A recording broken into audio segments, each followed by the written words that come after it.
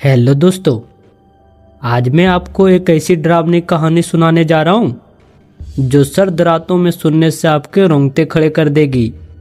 ये कहानी है एक छोटे से गांव की, जहाँ ठंड इतनी पड़ती थी कि हड्डियाँ तक जमा देती थी। गांव का नाम था भानगढ़पुर। पहाड़ों के बीच बसा ये गांव सर्दियों में कोहरे से ढक जाता था। दिसंबर की रातें यहाँ इतनी ठंडी होती थी कि लोग घर से बाहर निकलने से डरते थे। कहते हैं ठंड के साथ साथ यहाँ एक और चीज आती थी, वो औरत। बात शुरू होती है रमेश से। रमेश गांव का एक साधारण किसान था। उसकी उम्र थी 25 साल। पत्नी थी मीना और 2 छोटे बच्चे, सोनू और मोनू। उनका घर गांव के आखिरी छोर पर था, जहां से जंगल शुरू हो जाता था। सर्दी का मौसम था, दिसंबर का महीना। रात के 10 बज रहे थे। बाहर हवा इतनी तेज थी कि दरवाजे की कुंडी अपने आप हिल रही थी। रमेश चूल्हे के पास बैठा चाय पी रहा था। मीना बच्चे को सुला चुकी थी। अचानक बाहर से आवाज आई, रमेश रमेश। आवाज किसी औरत की थी, धीमी, ठंडी जैसी, हवा में जैसे घुल रही हो।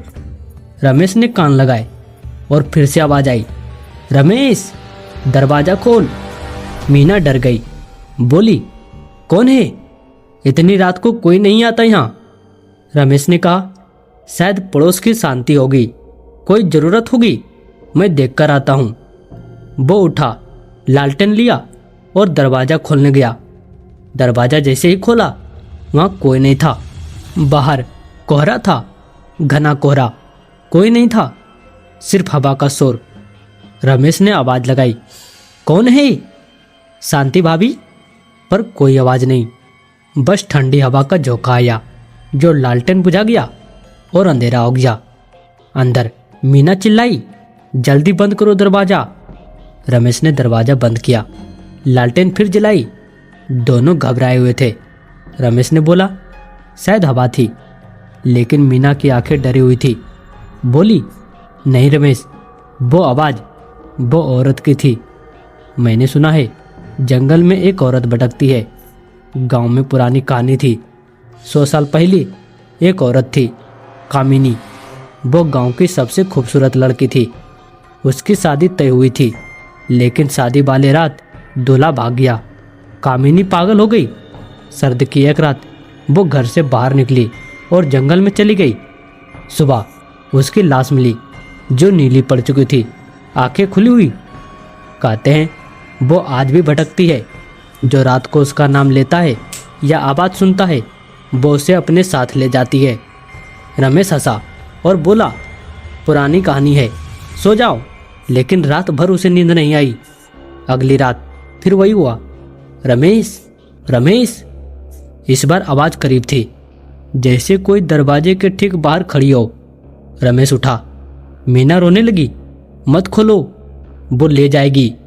रमेश बोला, डर मत, मैं देखता हूँ। वो दरवाज़ा खोलने गया, लालटेन हाथ में।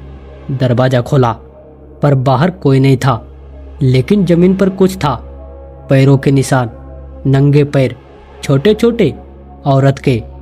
वो निशान घर की ओर आ रहे थे, लेकिन बाहर नहीं जा रहे थे। जैसे कोई अंदर आया हो और बाहर ना गया हो। रमेश का दिल धड़क गया। वो चिल्लाया, कौन है? अंदर से मीना की आवाज आई, लेकिन वो आवाज मीना की नहीं थी। रमेश, मैं यहाँ हूँ। वो आवाज बच्चों के कमरे से आई। रमेश दौड़ा, कमरे में गया। बच्चे सो रहे थे। मीना बिस्तर पर बैठी थी, लेकिन उसकी आंखें खाली थी, जैसे कोई और उसमें हो। मीना धीरे से बोली, तूने दरवाजा खोला था ना? अब मैं आ गई। रमेश चिल्लाया, मीना क्या हुआ? मीना मुस्कुराई, लेकिन वो मुस्कुराहट उसकी नहीं थी, ठंडी, डरावनी। फिर मीना उठी। उसकी चाल अजीब थी, जैसे पैर जमीन को छू नहीं रहे हो। वो रसोई की ओर गई। वो चाकू उठाया।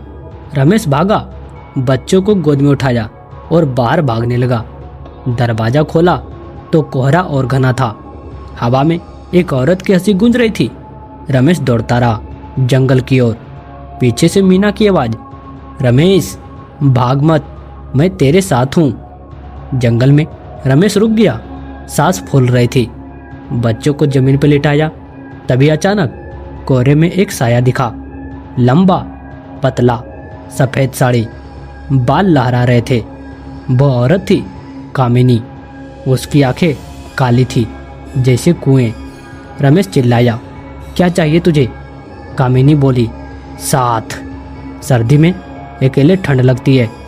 तूने दरवाजा खोला, अब तू मेरा है। रमेश ने बच्चों को उठाया और फिर दौड़ने लगा, लेकिन जंगल में रास्ता भूल गया।